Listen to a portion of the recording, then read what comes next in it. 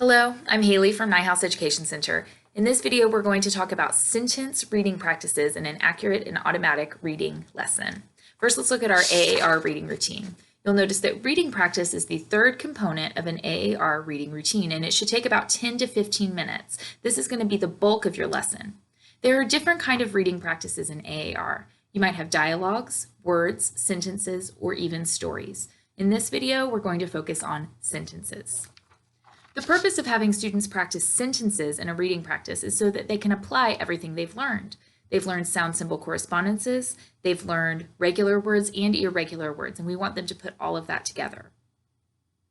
When you're thinking about a reading practice in AAR, you're going to have three different reads with students. The first read is for accuracy, the second is for domains of language, and the third is for automaticity or fluency. The same applies when you have a sentence reading practice. The first time you take students through the reading practice, you want to focus on any words that they might not be able to read automatically and help them read that. So you might pause on a few words, have them identify the vowel sound or the syllable type. You're going to have them read each sentence. They're first going to prepare it in their head, and then they're going to read it out loud orally.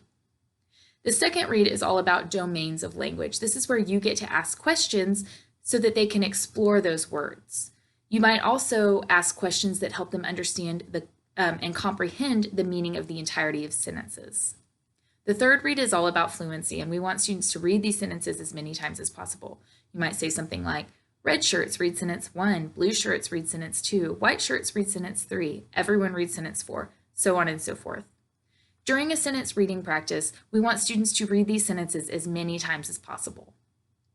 However, it might take longer than it would for a regular word reading practice. If you don't get through all the sentences on a page, that's okay. Let's look at a reading practice that's sentences. This is practice 44A. I want to show you some things on this. First of all, you see up here in the upper left-hand corner the word you. That is an irregular word that is going to be added to your word deck after you go through this reading practice. I would definitely point that out to students before they start reading. Say this is the word you, this is how you pronounce it, and then when you're done with this reading practice, you'll be adding that card to your deck to review later. First read is for accuracy. So you might go through this sentence in your head and you're going to think, which words might they need help pronouncing?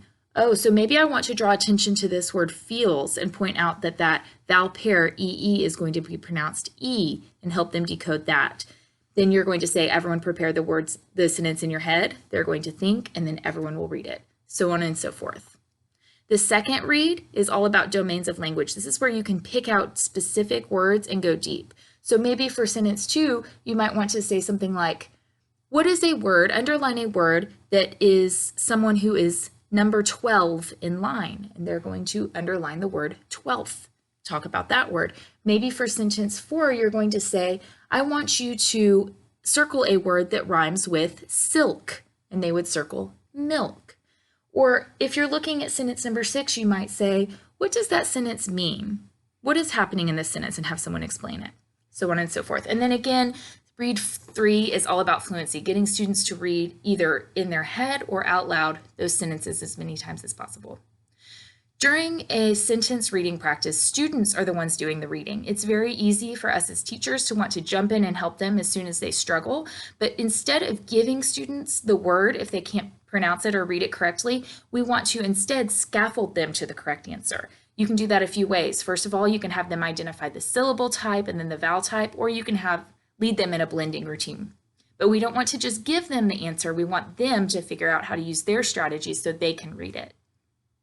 During this time, every student needs a copy of the reading practice in front of them, and they're reading with a pencil in hand so that they can circle words that you talk about, underline, maybe pay attention to the different punctuation marks.